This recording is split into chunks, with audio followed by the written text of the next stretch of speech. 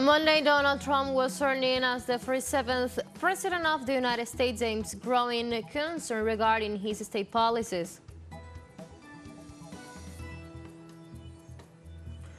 The World Health Organization has urged the international community to join in the construction of Palestine, given the health challenges faced by the people of the nation and the destruction of its health system.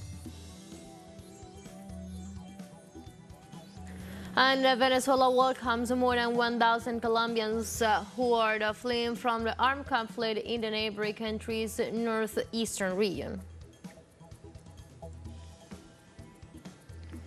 Hello and welcome to From the South. I'm Ana Marrero from the teleSUR headquarters in Caracas, Venezuela. Now we will with the news. Stay with us.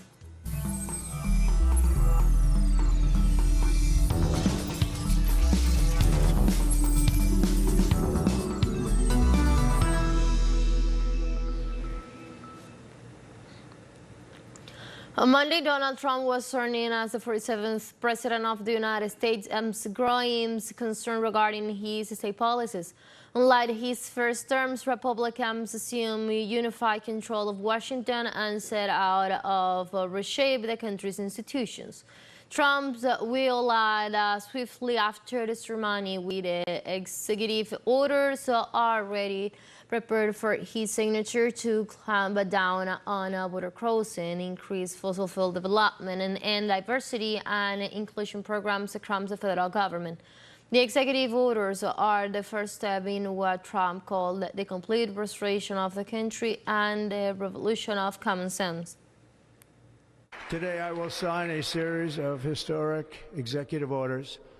With these actions, we will begin the complete restoration of America and the revolution of common sense. It's all about common sense. First, I will declare a national emergency at our southern border. Next, I will direct all members of my cabinet to marshal the vast powers at their disposal to defeat what was record inflation and rapidly bring down costs and prices.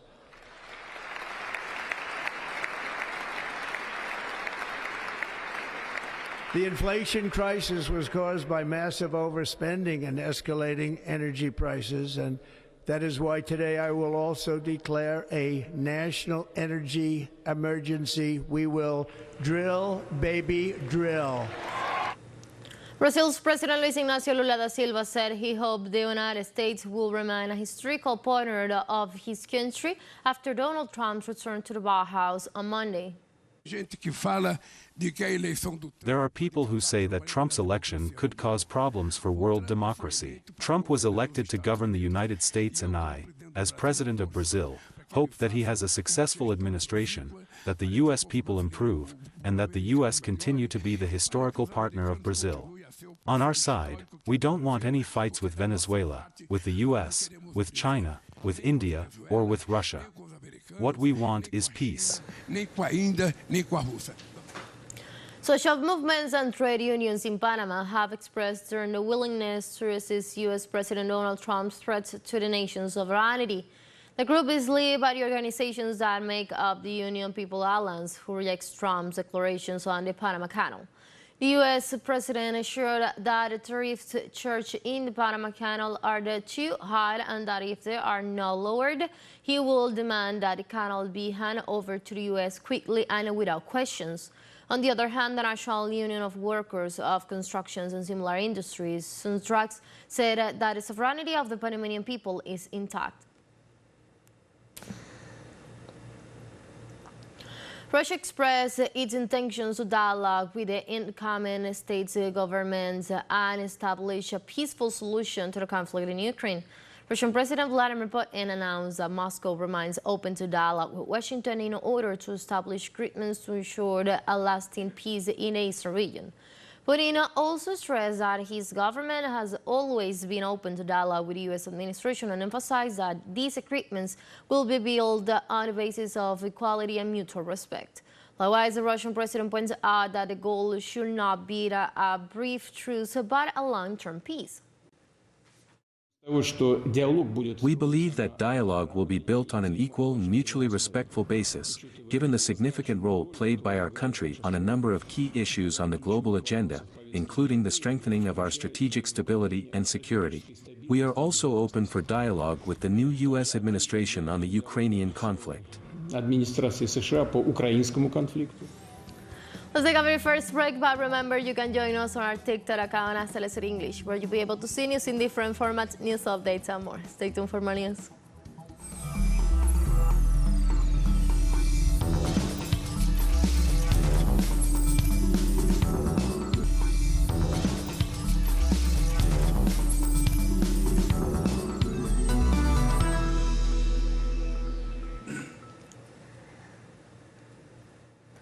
Welcome back to From the South. As we informed this Monday, Donald Trump was sworn in as the 47th President of the United States. In this context, we contact our special envoy to Washington, D.C., Carlos Monteros. Hi, Carlos. What can you share with us at this hour?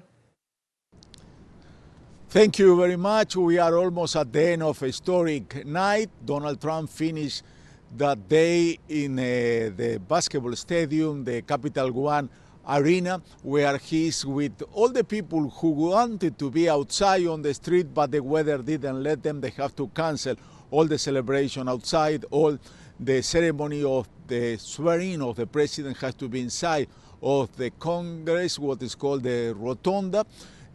Trump did his first speech. I mean, he talked about everything. You mentioned some of those points.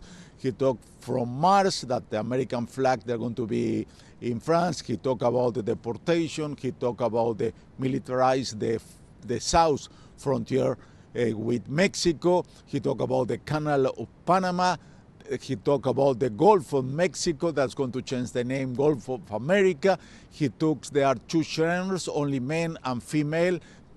That's a very hit for the LGBT community. What he did when he finished, he has a ceremony, he has lunch in the Congress, then it was a ceremony there with the militaries, and from there he went to this arena where he signed a lot of executive orders, 100.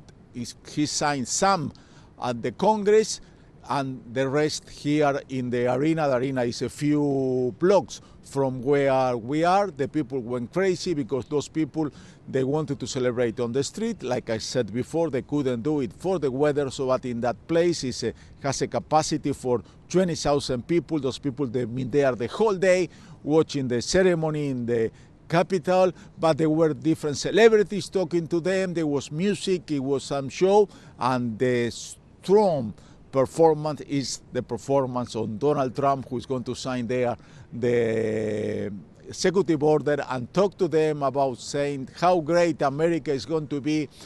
It's going to be the first time that people are not going to believe how great America is going to do. People went crazy when he is saying that, American people, his followers, but the reality is America is in deep trouble, especially here with the situation of the immigrant, the people who don't have documents, who live on the shallows. There are around 12 million people. We don't know what's going to happen. The rumors are that tomorrow in Chicago is going to be a lot of search of those people and deport them. And that's generate here, a lot of confusion, a lot of stress in this community that they don't know what's going to happen with them from today or tomorrow morning in Chicago especially, and another sanctuary cities. Those are people who are here looking for a better life, trying to work. Honest people, most of them, even Trump tried to sell that a lot of people are criminals, don't respect the law, but most of them are honest people. I know quite a lot of them.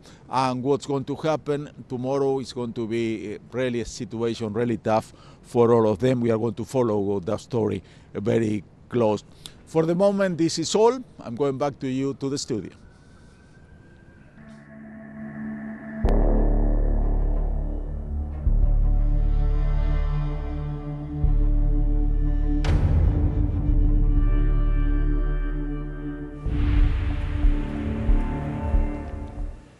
And now we move on off topics. In Palestine, after the ceasefire deal came into action, displaced civilians returned to destroyed homes in the Gaza Strip to try and rebuild their life. From Al-Mawasi, our collaborator Huda Hegazi, tell us more.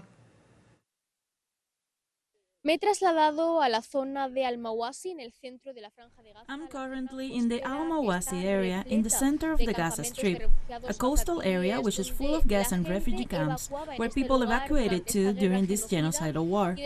After the ceasefire, when I came here, I thought I was going to find people taking down their tents and going back to their homes, like for example in the southern area, in Rafah, where the army has withdrawn. But unfortunately, I found that despite the ceasefire, despite the end of the war, people are in the same situation.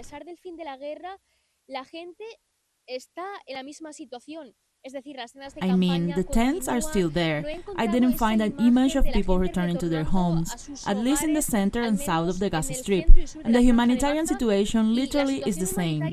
Even when I arrived at this camp, I met a family coming from the Rafah area, specifically from the south of the Gaza Strip, who today went to see their home, or at least what is left of it, and literally found nothing of their home. Now we will talk to them so they can tell us what they will do in this case, where will they move to now, and whether they will return to their destroyed home or remain in this place.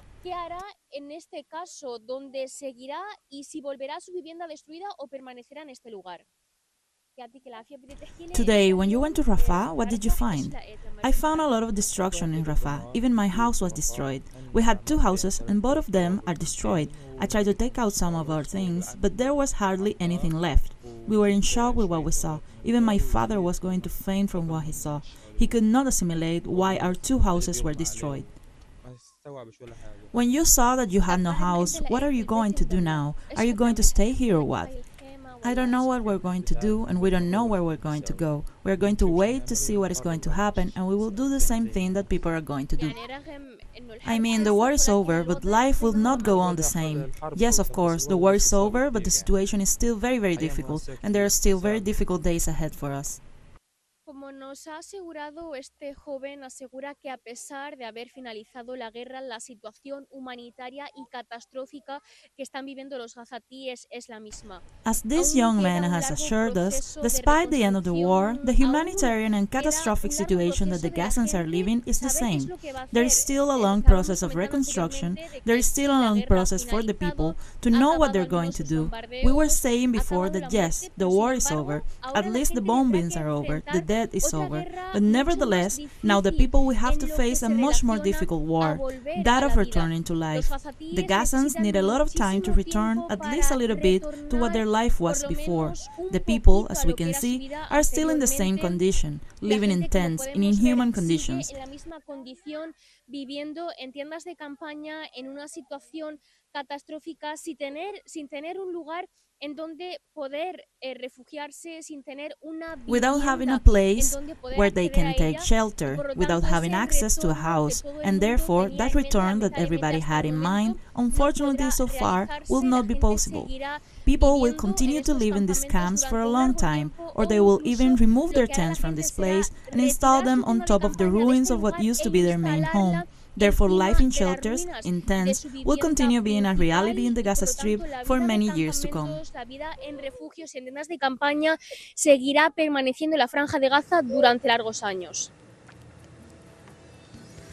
Let's take our last break before we invite you to visit our YouTube channel at teleSUR English, where you'll be able to watch on interviews, sub-stories, special broadcasts, and more. Hit the subscribe button and active the notification bell to stay up to date on the world's most recent events. For break, don't go away.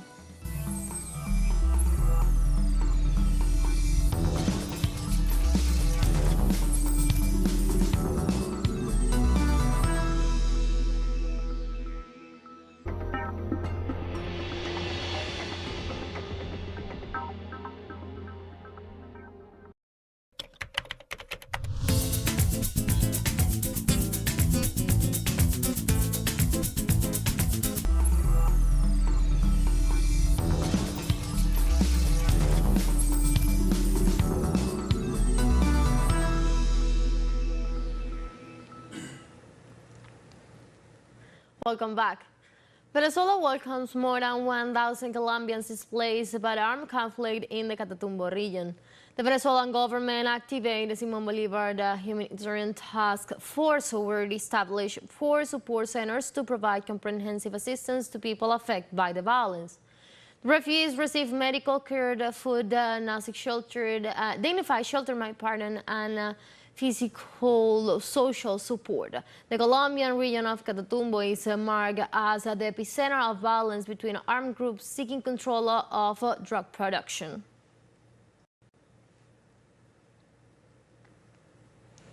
The Vice President of the Unified Socialist Party of Venezuela, Diosdado Cabello, delivered statements on Monday about the armed conflict in Colombia and the assistance Venezuela has been providing those who have crossed the border into the Bolivarian nation fleeing the violence in the neighboring country.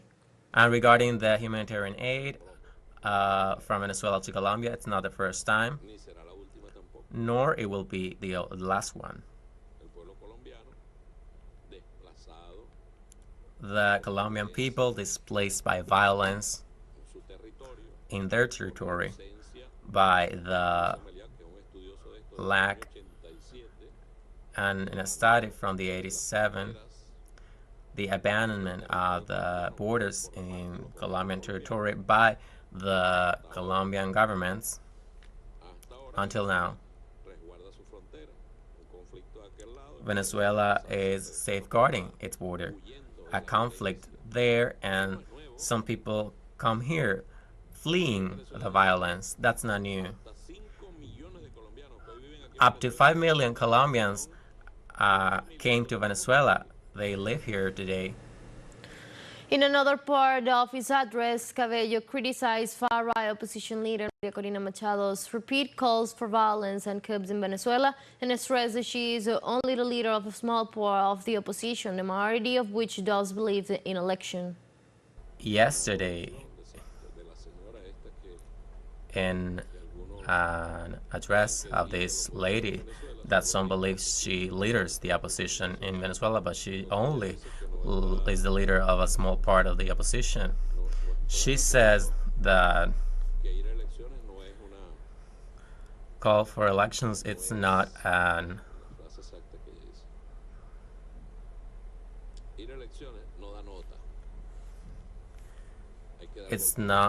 qualifying.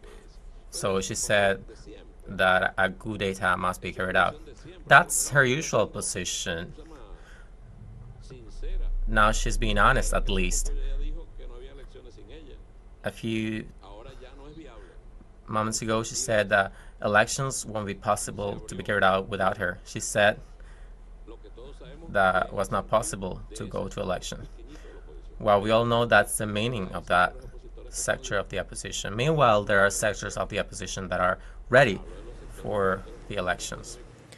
The Venezuela Public Prosecutor's Office informed national and international audiences the fight against stronger organized crime groups is a central focus on its work in defense of peace, justice, and human rights. Intense work has been carried out to dismantle criminal groups such as the Tren de Aragua, Organs of El Coqui, Wilmer Bachiller, El Conas, Carlos Capas, Eduardo Delicias, and El Gigi Boscan, among others. The process to dismantle the Tren de Aragua was carried out in 2 stages, and a total of 48 people have been arrested and prosecuted for their participation in these criminal groups. As an institution that guarantees legality, the Public Prosecutor's Office is committed to fight against crimes and is willing to resume criminal cooperation with the U.S. government to achieve the extradition of a Venezuelan member of the transnational criminal groups that commit crimes throughout the continent. 1 year after the passing of the Colombian Senator Piedad Córdoba, her legacy and work on humanitarian and peace agreements for the country and Latin American integration are still fresh in our memory. Since she was a teenager, Piedad Esneda Córdoba Ruiz was committed to social and political work with the most vulnerable communities. Elected as senator for the first time in 1994, she worked tirelessly from the parliament for a negotiated solution to the armed conflicts in Colombia and a humanitarian agreement. In 2007, she was appointed as a mediator for the liberation of military and political prisoners held by the former FARC EP, and teleSUR witnessed her tirelessly work towards this goal. Her legacy of struggle, perseverance, and fortitude remain present in the people of the South.